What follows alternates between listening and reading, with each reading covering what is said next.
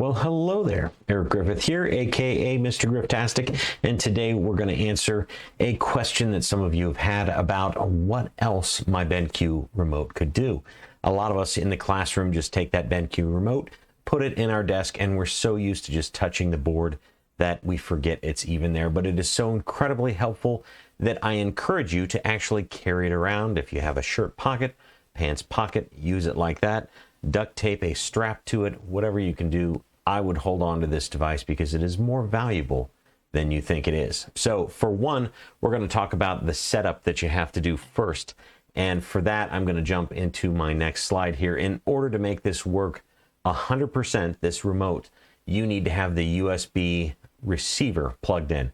Most folks I've seen plug it right into the front. There's 12.5 USB ports on the BenQ. Not really, there's about 7 or 6. But anyway, most people just plug it right in and leave it. And then either our children take it or it is accidentally broken off. And I'm letting you know that the best place to locate it is actually on the bottom of the BenQ board. So you're going to have to drop to a knee and look up right behind that board, right under those little blue USB ports on the front. And there is a USB option, a couple of them under there, to just plug that in. And that way it's out of sight, out of mind, and it's less likely to get stolen from your thieving children. All right, so that's the first thing I recommend, is setting up your USB with the receiver to make it work like what it's supposed to do. The second tip here is the most handy one of all, and let me switch over to this. This again is my USB remote. If you push this button in the top right-hand corner, it's got a little bit of a circle on it and lines in the opposing. It looks like a sun, right? So if you push the sun button, as I'm going to push here, you can see that you get a little USB pointer right there up on my screen. Now this is kind of weird. It doesn't actually shoot out a laser pointer.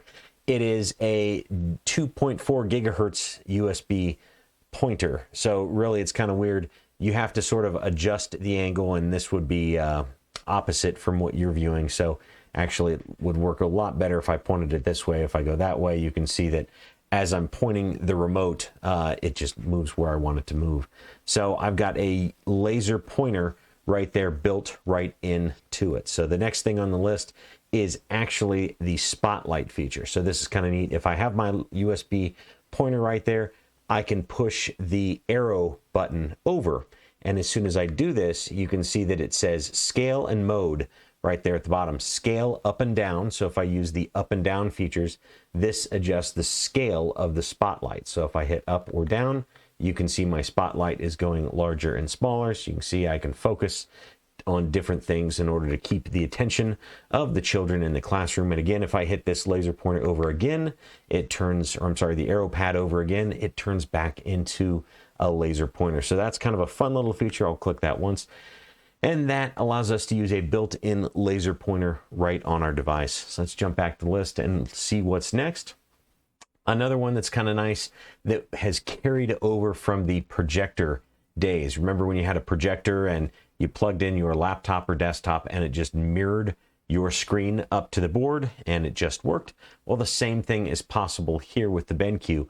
At the very bottom of the screen, you have a button that says freeze. And if I push this freeze button, you can see it says freeze on the board. So this is kind of nice because just like in the projector days, if I've got something up there and I need to freeze the screen in order to give my kids a bell ringer, or I'm working on another assignment, or I want them to look at the goals for the day, or whatever we're supposed to be working on that's non-interactive, that's just a freezed option up there, you can hit the freeze button and it works just fine. And then to turn it off, you'll just hit the freeze button again and it goes away. The next one, this is kind of a cool one, and I'm actually going to walk over to my board and show you what it looks like here. This is one where if you need to grab the attention of the kids in your classroom, you definitely have the ability to, again, which is why I suggest walking around with this remote is probably one of the more beneficial things that you can do as an educator in the classroom. So if I hit blank, it immediately blanks the board. All right, so the first thing this is going to do is make the kids avert their attention from the board. They don't know where else to look. Do they look down at their open Chromebook, or do they look at you?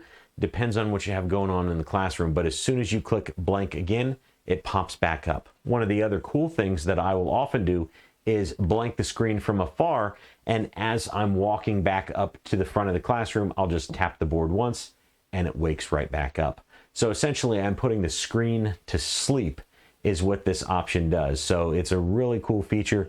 And again, that is right in the bottom right-hand corner. And I like this because as I'm holding the remote, it fits right into my hand, and right where my thumb is that blank button. So even if I reach it into my pocket, sometimes I'm act like I have powers in the classroom and I'll just snap like that and then the board goes off. And that's because I just went to grab my remote and that muscle memory shows me right where that is. One of the other tips I've seen people do is put a drop of Elmer's glue on there or puffy paint, and something that makes that button stick out just a little bit so that you know that's what it is, because then when you hit it again, it's going to pop right back up. So just a cool option there to showcase what that is. So jumping back to our list, we have the ability to turn up and down the volume on the board. So hopefully you figured this one out now, but while we're speaking of volume, this is our number one issue with teachers saying, hey, the volume doesn't work on my BenQ. And really what it is you have to understand the source, the media of what you're doing. So 99 times out of 100, what it is the teacher has their laptop or desktop plugged into the Chromebook, which it has its own audio level, and then they're playing a streaming video or media of some source,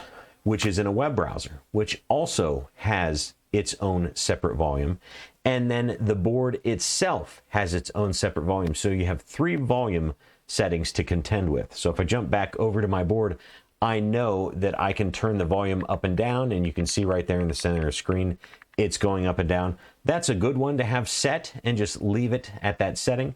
But really what you want to do, and I have another video about using the best practices for multimedia and your BenQ board in the classroom, I would watch that one because it's going to show you how to adjust the volume on your device as well as the volume within your browser in order to make that work best for you, so that we're not caught off guard by sound not working for one reason or another. Next, we have navigating menus. So if I jump back over to the board, one of the coolest things that I can do is hit these buttons that moves the menu options up and down. You're thinking, well, it's not really the coolest thing you could do on your board, Eric, but it is if you are a wanderer, right? In your classroom, you're walking around and you want to switch between what you have plugged in to your BenQ board. Let's say you have a document camera with a worksheet open that you were working on, and then you switched back over to your computer and you showed a quick video to further demonstrate or better give your kiddos a better understanding of what you're trying to explain, and then you switch back. Instead of having to press the button, press the board half a dozen times to get there, you can actually just click the menu button on the board, which is right here. It's right below that pointer and spotlight button. So if I click this once, I can then use the arrow keys to arrow down back over. And if I wanted to jump over to my demo PC and go back to the presentation or whatever I was working on, it'll do just that and then switch back and forth. And my demo PC was asleep, so it took a second. But if I hit that gear button again, it brings that back up, and then I could jump right back over to Android, and it will jump right back to where I was pretty quickly, right? So navigating these buttons, understand that that's what that gear does. Doing that will allow you to switch the gear and then switch to different sources, as well as InstaShare or different things like that, as well as go to the general, which allows you to adjust the video or picture in the classroom, the brightness of it, as well as the audio, or simply mute it. So something that teachers forget about quite a bit, but it's a beneficial tool to understand that is built right into your remote. Going forward, after this, we have the laser remote presenter option. The remote presenter option. And so what this does, and right now, sadly, I can't get this to work on any of my computers anymore, but what it does, or what it used to do, and it does at school, if I use my navigation button and I jump over to my demo PC here, I'll click that button, and that'll take me to my demo PC. I have the ability to start a PowerPoint presentation or a Google slide, and I can do that here if I jump over here and start my Google slide, and then I can use my remote, or at least you can normally if you have normal equipment plugged into the BenQ, and I can just click the up and down or left and right arrow and it will advance the slides. Sadly, it's not working on mine right now. I'm not quite sure. It might be this demo board, or I might not have something plugged in wrong, or my cables might be too far. But for everybody else in the school, you should be able to just use this as a presenter. Now, the other cool tip is you have the ability in certain web applications, and we've seen this in pre-created content. So if you subscribe to something that has content, it's already created for you, and they have a presentation that you open up that's web-based, you can use the arrow keys, left and right, up and down, whatever it is, to advance through it. So it acts like a presenter in your on your screen. So it's a really cool option. So that remote presenter. So as long as you have it plugged in, it works great. But there's another cool option, and I want to show you this one as well, the last one on my list. This one was shown to me by our facilities supervisor, Brian Garrett, at Madison Plains Local Schools. He uses his laser pointer as a mouse. And I put a red asterisk by this, well, for one, because it's a laser pointer, and for two, it has some features that don't work, but that, again, might just be on my end. So just to show you what this does is if I jump back over to my BenQ board, I'm going to turn on my remote presenter, or my laser pointer. Again, we'll do this. And now notice I can move this up and down, right? And if I wanted to, I could click on the little menu and I could annotate on top of the screen. And I'm doing that with the remote. So what I'm doing is I've turned on the laser pointer, and by pressing the OK button in the center of my remote, it allows me to draw and annotate on the screen.